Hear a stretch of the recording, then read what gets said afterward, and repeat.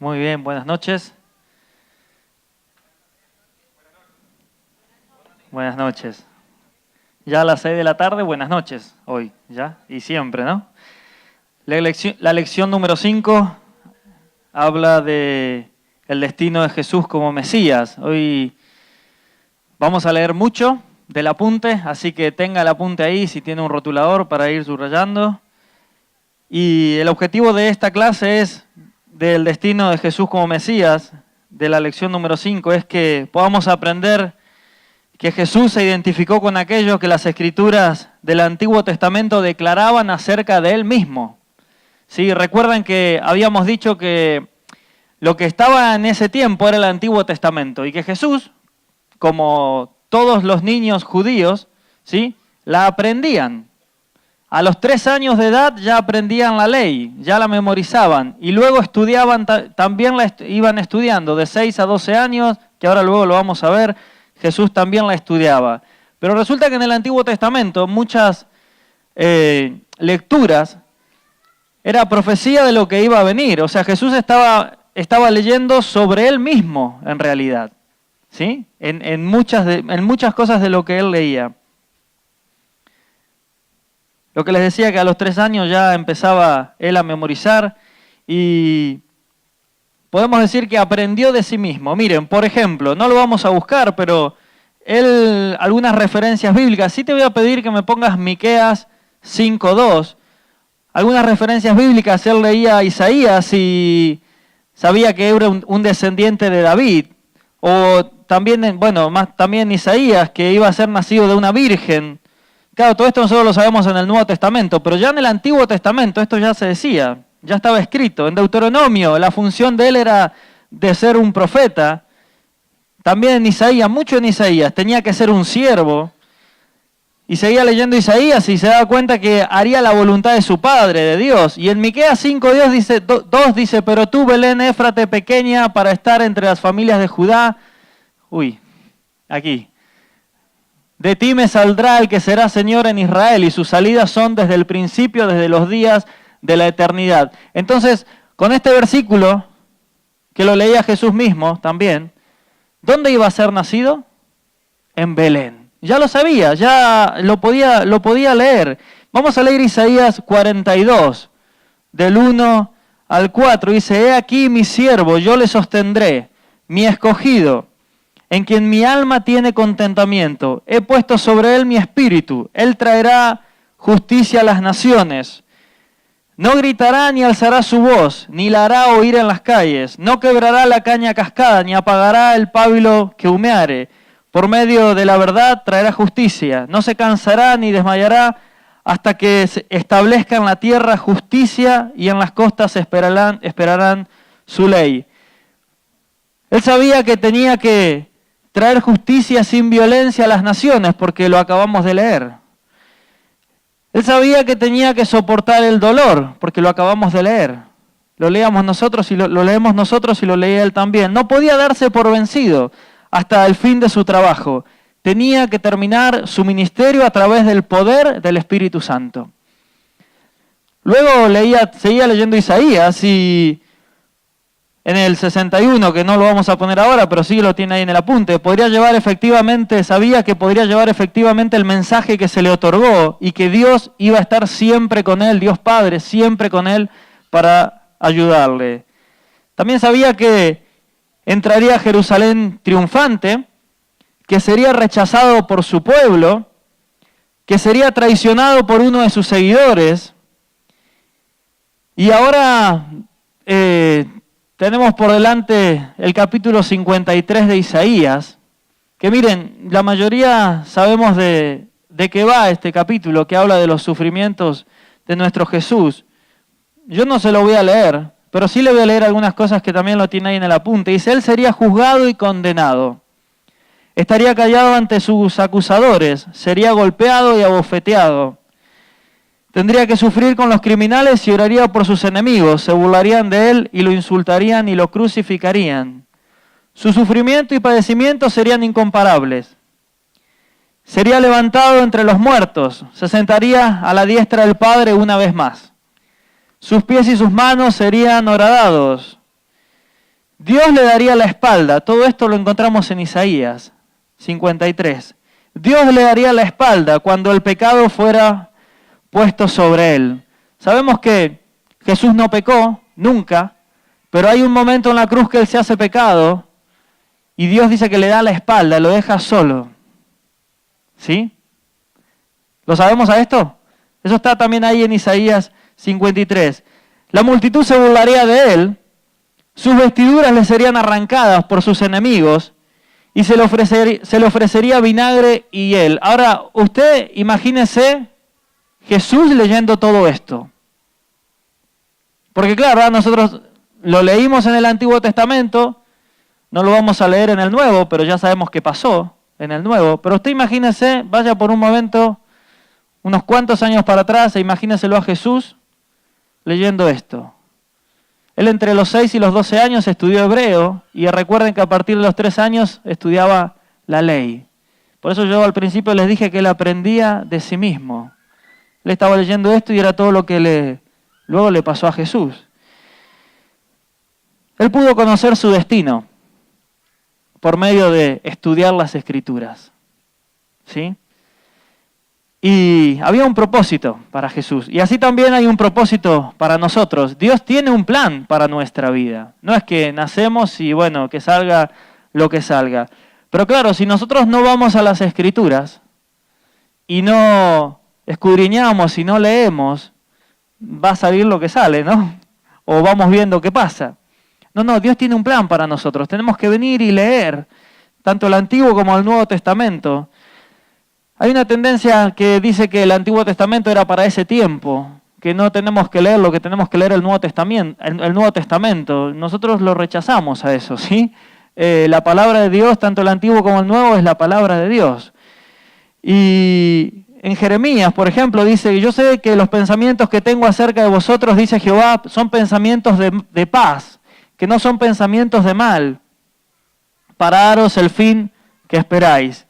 Yo pensaba, lo leemos, ahora lo sabemos, Jeremías dice que Dios tiene para nosotros pensamientos de paz y tenemos que acostumbrarnos a vivir así. A veces, yo no sé si conoce algún cristiano que está acostumbrado a vivir de conflicto en conflicto. Pareciera como que si no está en conflicto no viviría. Y no es lo que el Señor quiere. El Señor dice que tiene pensamientos de paz para nosotros. Tenemos que coger esto y tenemos que aprender a vivir de esta manera. El Salmo 37 dice, deleítate a sí mismo en Jehová y Él te concederá las peticiones de tu corazón.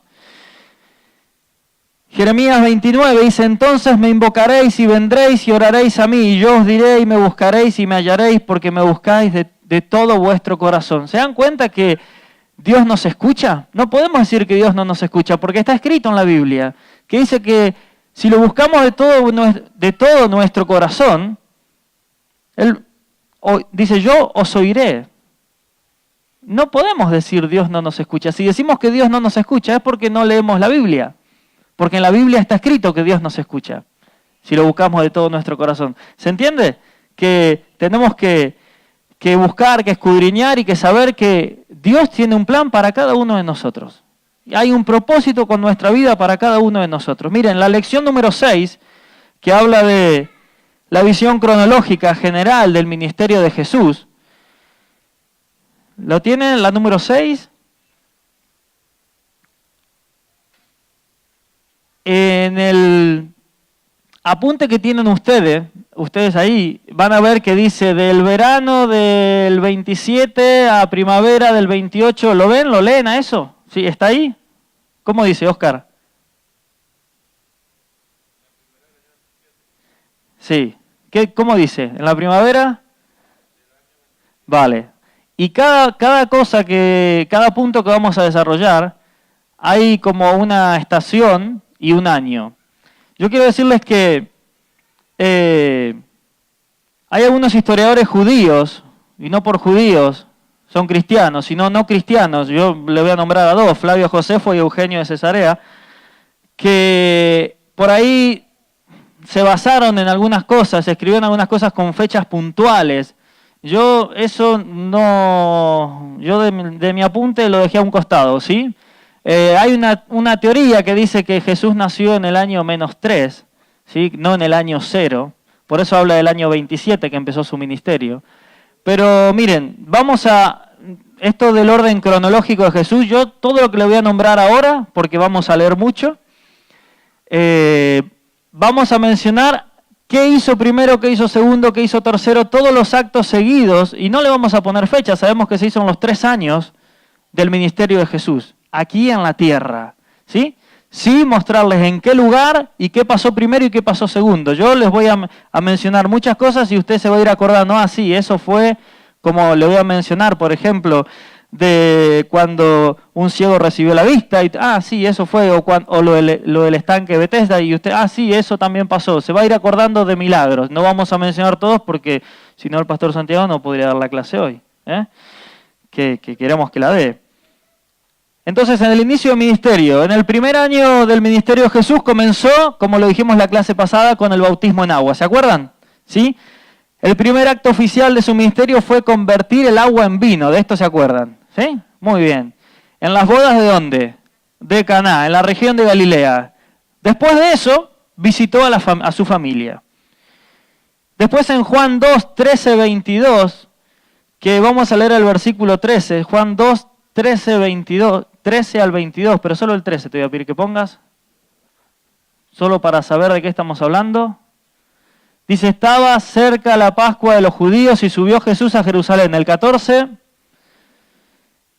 y halló en el templo a los que vendían bueyes, ovejas y palomas y a los cambistas allí sentados. ¿Saben de qué estamos hablando? ¿Sí? ¿De que Jesús dijo esto? No, afuera. Muy bien. Encontramos la primera limpieza que hizo Jesús en el templo, que fue ¿dónde? En Jerusalén. ¿Está? Y mientras estaba en Jerusalén, tuvo una famosa conversación con Nicodemo. ¿Sabe de lo que estamos hablando? ¿Sí? De la conversación acerca del nuevo nacimiento.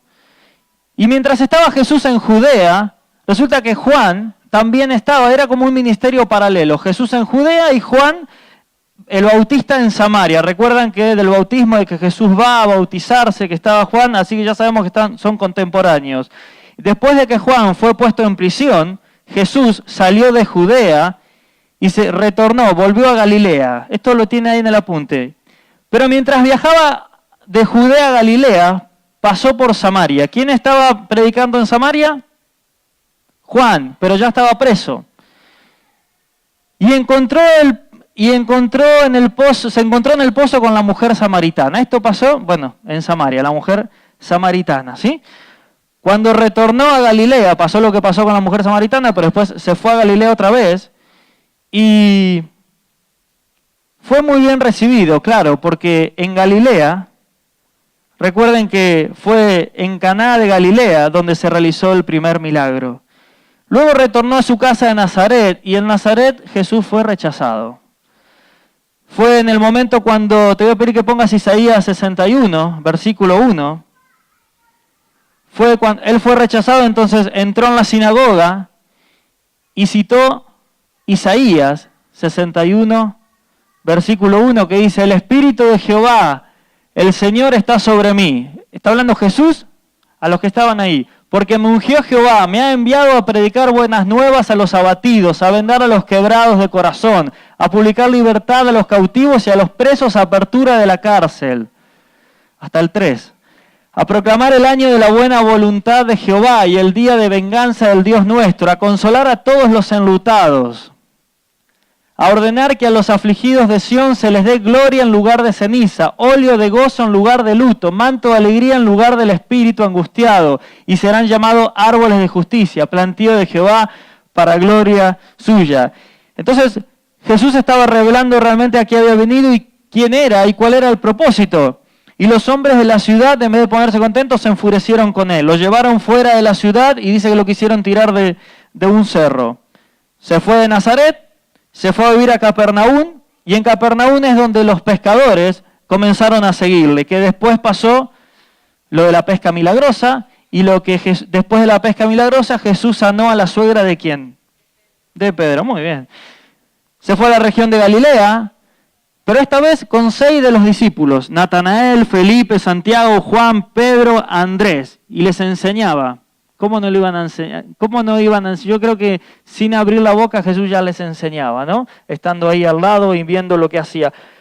oraban, la gente se sanaba, sanó a un leproso, a un paralítico que había bajado del techo. ¿Se acuerdan de esto? Y si usted no se acuerda, dígame que sí, igual y ya está. No. Un paralítico que lo habían bajado del techo. En ese momento en que Mateo se convirtió en uno de los 12, Jesús vivió en Capernaum, fue cuando Jesús sanó al hombre de la fuente de Betesda, y un día sábado, que era complicado sanar un día sábado. Causaba una gran controversia Jesús donde estaba, ¿sí? Otra vez un sábado en la sinagoga de Galilea, sanó a un hombre con la mano paralizada. Y otra vez se le ponían en contras. Enseñó muchas veces y sanó a multitudes a orillas del mar de Galilea. Miren las cosas, y no vamos a poder decir todas las cosas que hizo Jesús en 3 años en la tierra. Cuando eligió a los 12 apóstoles, que fueron los escogidos, los llevó a una montaña de Galilea y les enseñó el sermón del monte. ¿Sí? ¿Se acuerdan? En el libro de Mateo que tiene el sermón del monte. Y al final de esta íntima enseñanza a los 12 les enseñó a las multitudes. Primero estuvo con los discípulos y después con las multitudes. Su familia, la familia de Jesús, estaba preocupada por las controversias de su ministerio. Porque claro, Jesús enseñaba cosas que no sonaban tan bien en el pueblo. Algunas iban en contra de la ley. Pensaban que Jesús había perdido un poco la cabeza. Vinieron a él para que detuviera su ministerio. Miren Mateo 12:46, si lo tenés. Fueron a decirle a Jesús que detenga un poco su ministerio que se estaba armando. Mateo 12:46 dice, 46.